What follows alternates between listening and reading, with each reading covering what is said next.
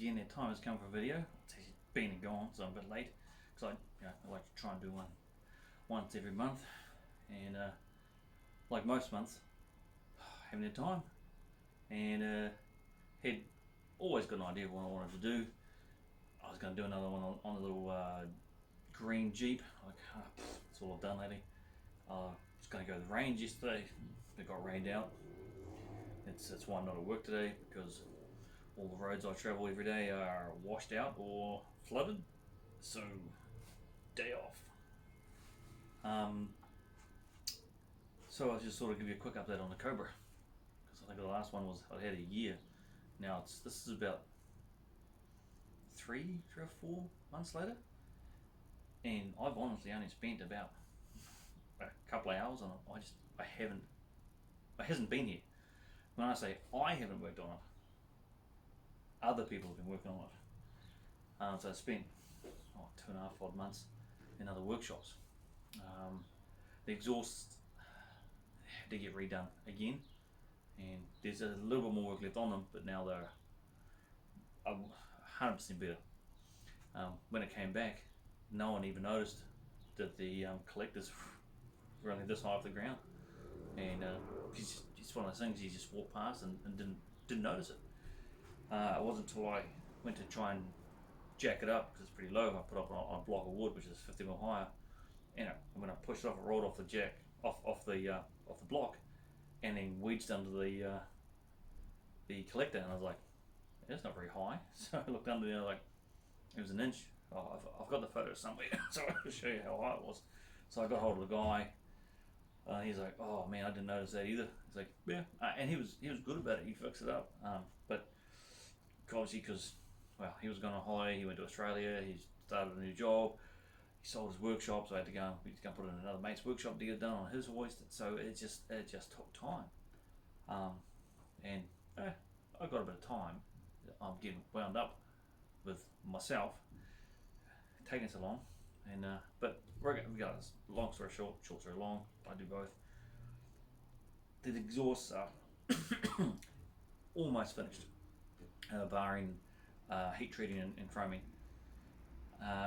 The other thing was away at the fiberglasses again. Now we both thought the doors were going to be the big job.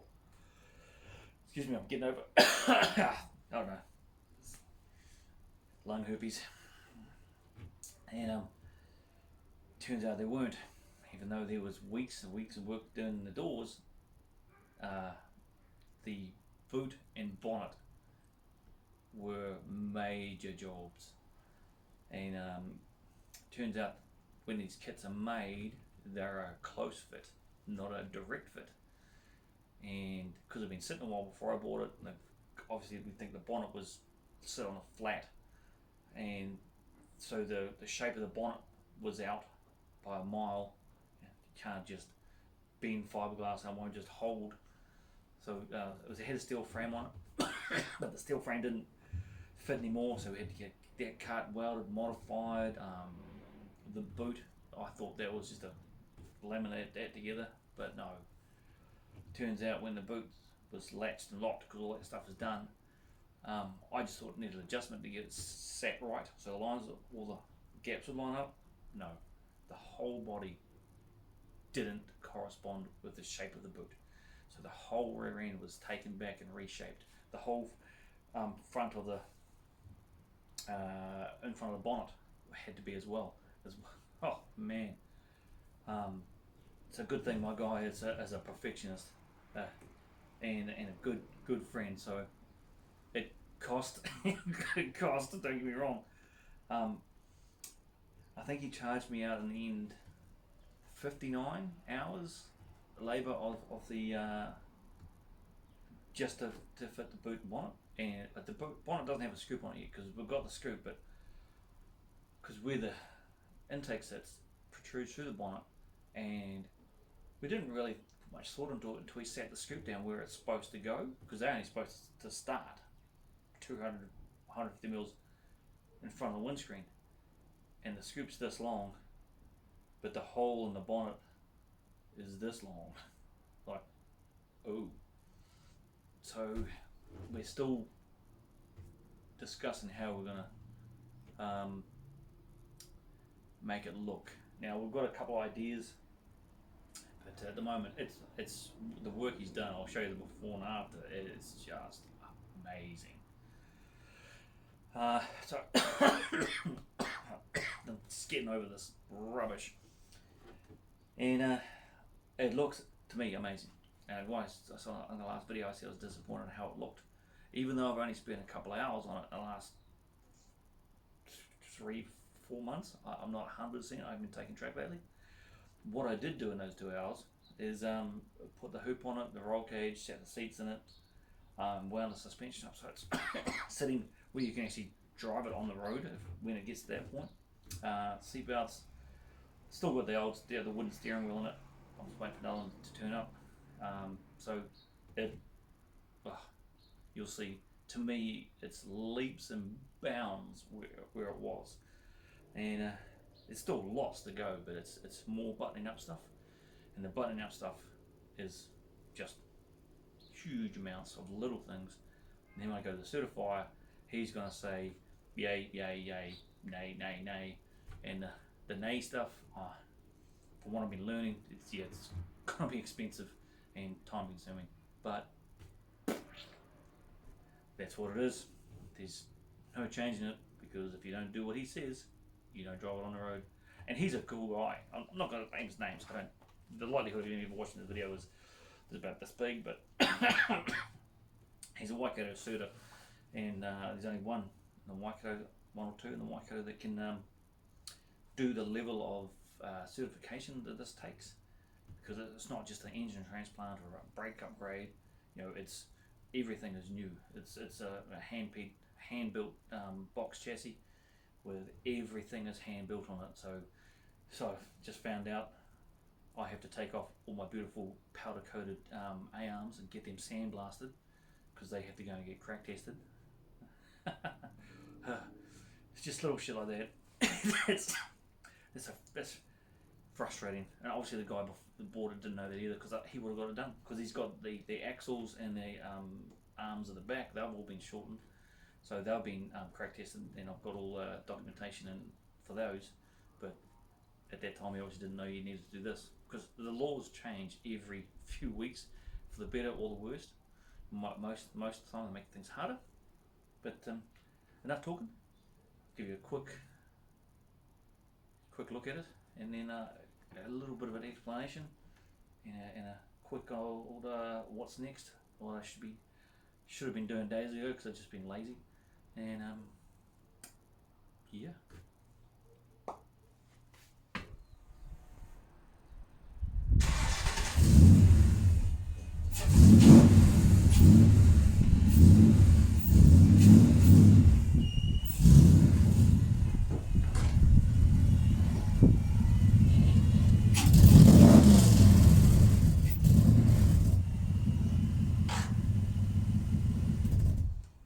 So this is the front, so I might as well start it. The job he done here is just phenomenal.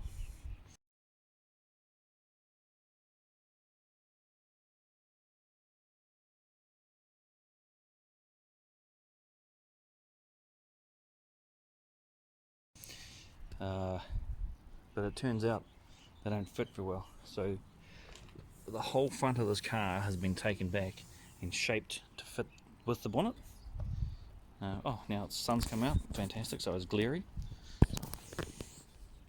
I should press this button, because I don't have the traditional handles. I have these.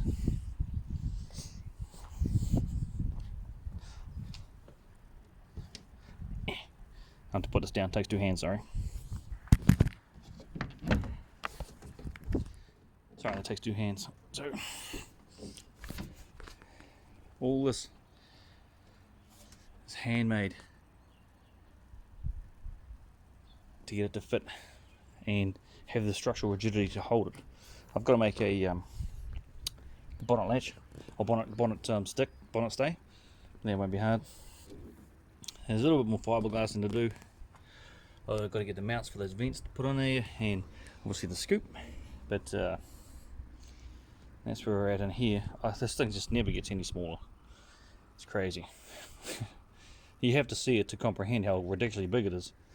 I don't even know how it fits in there because half the rocker cover is under the guards. And I have to take this thing out to paint it. So I am not looking forward to that. But you can't comprehend how much work has gone into making that. None of this ridge and bulge, none of that was there. He made it all by hand. Yes, I paid for it, don't get me wrong. But just the work is incredible. And that, just like that. The boot. Apparently it was almost the same amount of work just to get that on there. Just to get it to fit. When it was sitting on there, this and this were so far out. Now it doesn't look like he's done much, but all this has been sculpted, shaped, remade, and reinstated just to make it so it fits. Now he's just said this is a quick gap job. It's like nearly flawless. He's a perfectionist. See, it's all done in there, and so you're just about to the point where I've got to tie some more wires in there if I want some pieces, put a couple more bolts in, but just about to the point where I could just about start to line this, which I'm looking forward to do. Just to one more thing that I can do. So yeah, obviously the roll bars in there. Now I'll turn this around. So, something that I've been told about these Cobras in New Zealand, I don't know if it's worldwide, where I just about shook my head with disbelief, is there's a percentage of the Cobras in New Zealand with these tow hoops, or not tow hoops, rollover hoops are fake, as in they're just there for looks. And I was like, I was flabbergasted, but not this one. This one, it's only loosely put in, but so that's only loosely sitting in there. But this bolts to the chassis, so does that, and this was built strong enough that you can put a rope and tow it, because this, I think, was going to be a road legal race car. So yes, seats are sitting in there, they're not bolted in. The computer's still sitting on the floor. I've got to build a bracket to put that up under the dash. Exhausts.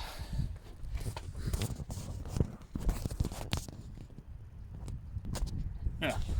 Well, say I couldn't do this last time.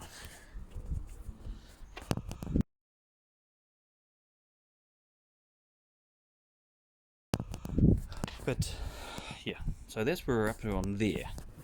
The next part is, I think in one of my videos I've showed you. I think I've showed the steering arms, how they've been modified to be set up for the bump steer. Now what that is these are the factory style steering arms it has, and on the ones I have on there, this bolt here where your ball joint goes through has been drilled out with a big bolt. I'll put a photo up, and then tapered thread has been put in the bottom, so you can screw the ball joint to it to adjust up and down to keep your bump steer kit right.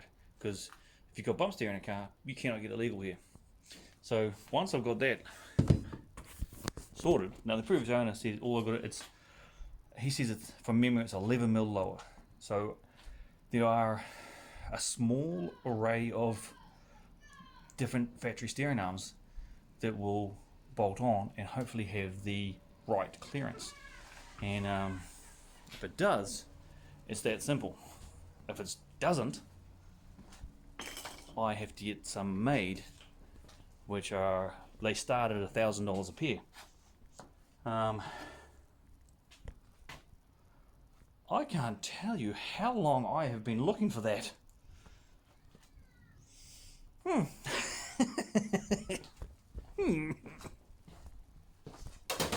So it's just put a massive smile on my face. So yeah, if I get those ones of those little bolt straight on, is just a weight off my mind, because you can't just get them made out of anything. They have to be 65 110 or 4640 something billet aluminium or steel that have to be provided with documentation, what they're made out of, where they came from, things like that. But if I can find factory ones that fit on, and there are the model that these things are based on, there's about 4 or 5 different heights they come out on. So if they're within a couple of degree or percentage of the bump steer allowance, it'll be fine.